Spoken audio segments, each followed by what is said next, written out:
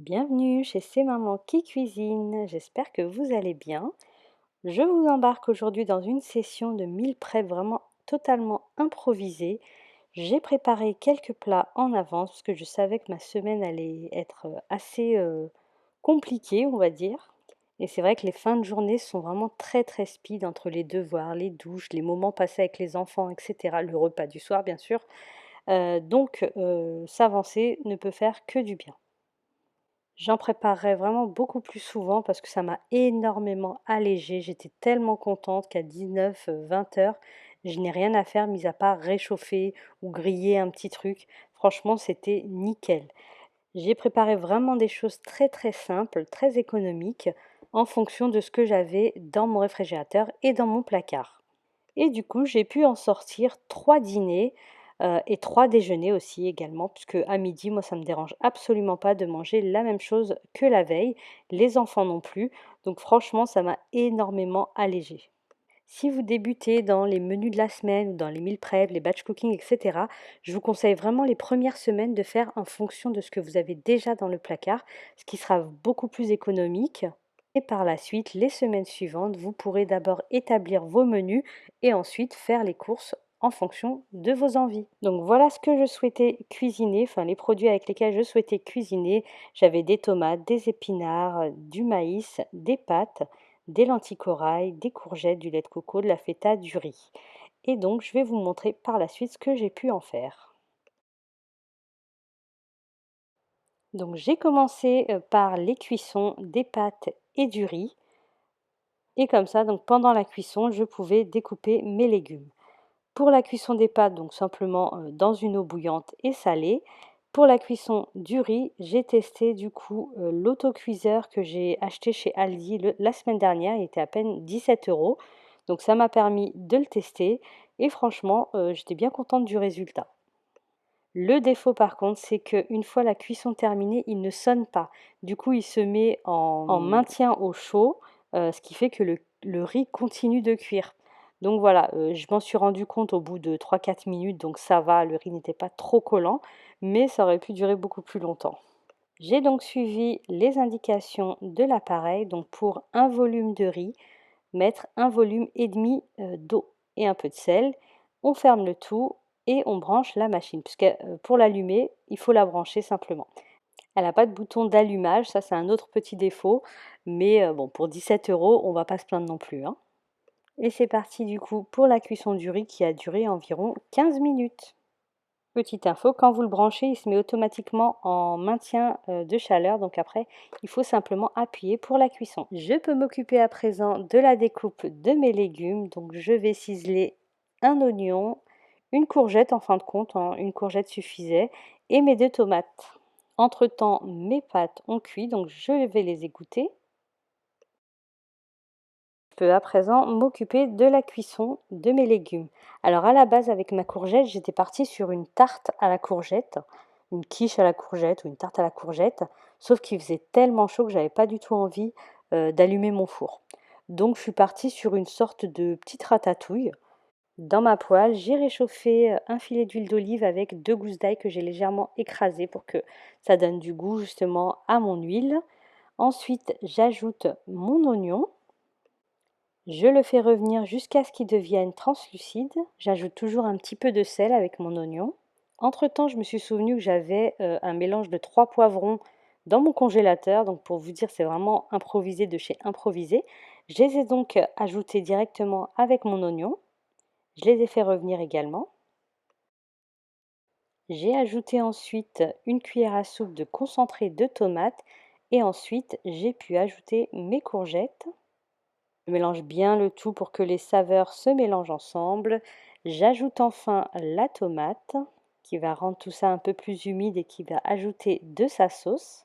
Et enfin, j'ajoute un cube de bouquet garni qui va donner vraiment beaucoup de goût à notre mélange. Donc on mélange le tout, on laisse cuire le tout à feu doux. On va vraiment laisser les différentes saveurs se mélanger entre elles. Et dès que je vois que ma poêle est un petit peu sèche, que ça manque un petit peu de sauce, j'ajoute de l'eau, de quoi recouvrir simplement mes légumes. Et ensuite, je recouvre ma poêle et je laisse cuire à feu moyen. Pendant la cuisson, je vais découper mes tomates pour préparer ma salade de pâtes. Mes pâtes commencent déjà à refroidir. Je les dépose dans un grand saladier, un très grand saladier. Ça m'a fait un dîner pour 6 personnes et un repas de midi pour 4 personnes. Donc pour vous dire, c'est vraiment un très grand saladier. J'ai ajouté mon maïs que j'ai bien rincé et égoutté. Et maintenant, j'ajoute mes pâtes qui ne sont pas complètement froides, bien évidemment. Je mélange le tout. J'ajoute ensuite le fromage, donc j'ai choisi de la feta.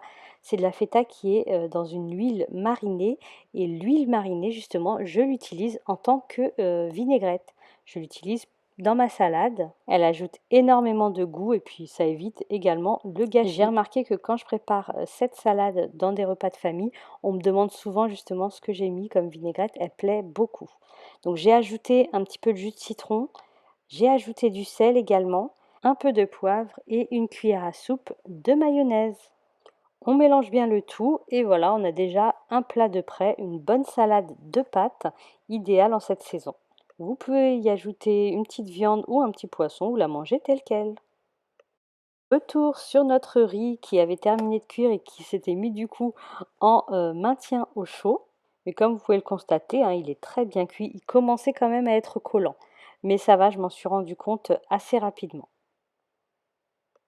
J'ai tenté de ressortir le plat de cuisson à l'aide du manche de mes poêles.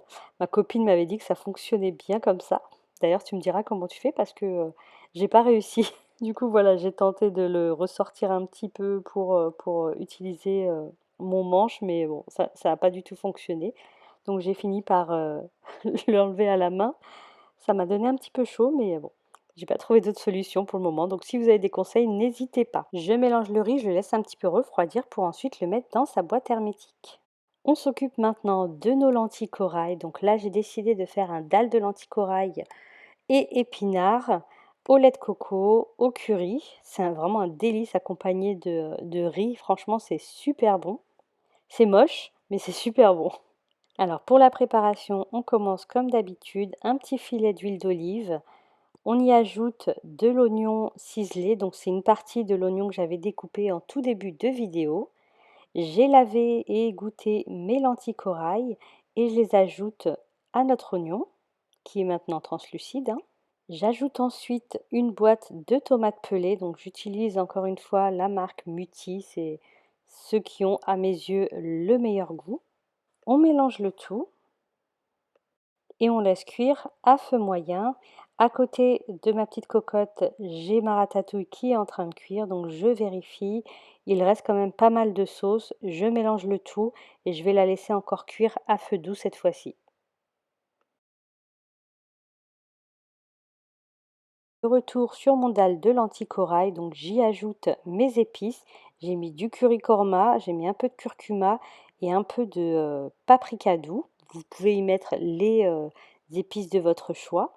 J'ajoute ensuite mes épinards frais que j'ai lavés et égouttés et je mélange le tout.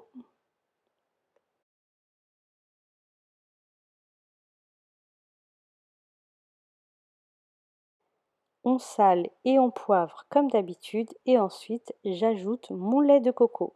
Si vous n'aimez pas le lait de coco, bien sûr, vous pouvez utiliser de la crème liquide entière. On mélange le tout et on va laisser mijoter pendant environ 20-25 minutes à couvert et on va mélanger de temps en temps quand même, hein.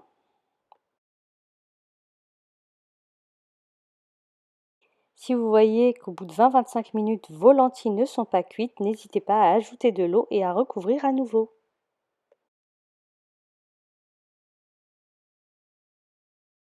Retour sur ma ratatouille qui n'est pas une vraie ratatouille. Mes légumes sont bien fondants, il reste de la sauce, mais je vais la garder. Alors si c'était pour servir le jour même, j'aurais laissé encore un petit peu la sauce épaissir.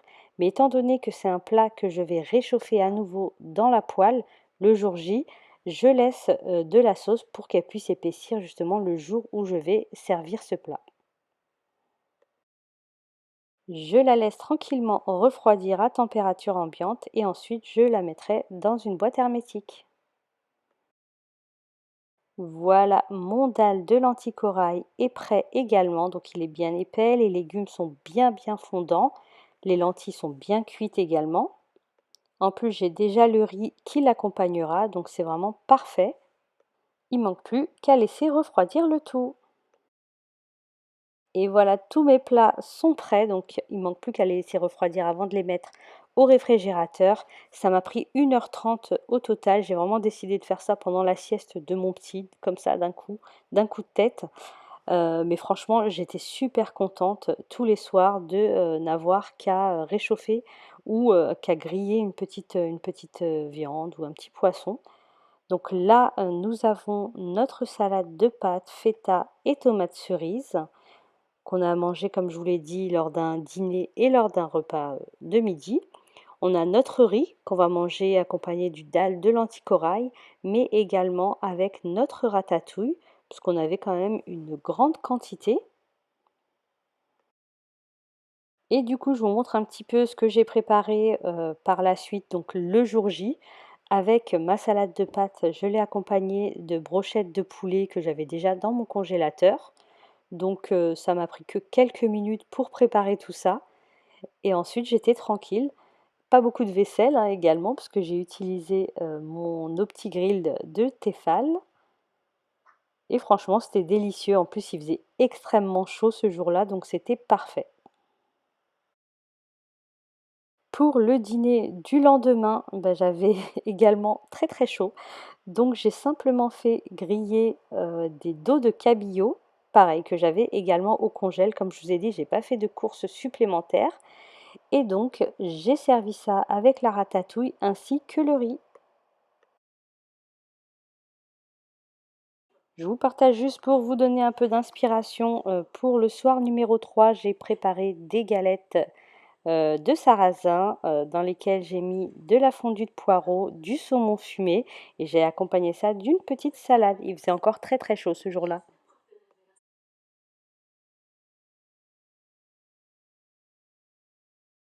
Pour le quatrième dîner, j'avais juste à réchauffer mon dalle de lentilles corail ainsi que mon riz. Le riz, je l'ai réchauffé dans le panier à vapeur de ma cocotte. Ça se réchauffe assez rapidement. Pareil pour le dalle de lentilles corail à feu moyen dans une casserole. Et voilà, c'était prêt, tranquille. J'ai ajouté un petit peu de feuilles de coriandre et c'était un délice. C'était vraiment parfait pour cette semaine qui était tellement remplie, surtout mes fins de journée qui étaient pleines. Et en plus, avec le temps qu'on avait cette semaine, les fortes chaleurs, je vous avoue que ça m'arrangeait bien de passer beaucoup moins de temps en cuisine. J'ai décidé de me refaire de temps en temps ce genre de session meal prep, donc dites-moi si vous souhaitez que je les partage. Mais vraiment, ça m'a tellement fait du bien en fait de ne rien avoir à faire tous les soirs. Ça m'a tellement facilité, ça m'a tellement allégé mes soirées que je continuerai à en faire, surtout bah, les semaines où je sais que j'ai beaucoup de travail par exemple, ou simplement juste pour me faciliter mes fins de journée. Voilà, donc n'hésitez pas à me dire si vous souhaitez que je vous en partage d'autres. Ce sera peut-être des choses beaucoup plus élaborées puisque je ferai du coup mes courses en fonction de mon menu. Mais j'en ferai également comme celle-ci en mode vide placard, vide frigo également. Dans tous les cas, ça restera toujours des recettes faciles à faire, mais également des recettes économiques, car on cherche tous à faire des économies. On mange vraiment de façon très simple.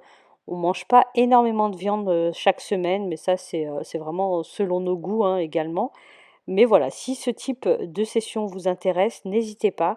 J'ai même pensé à faire des petits challenges avec un certain budget pour le menu de la semaine. Donc voilà, n'hésitez pas à me donner vos petites idées et à me dire ce que vous en pensez. J'espère que la vidéo vous a plu et je vous dis à très bientôt pour une nouvelle vidéo.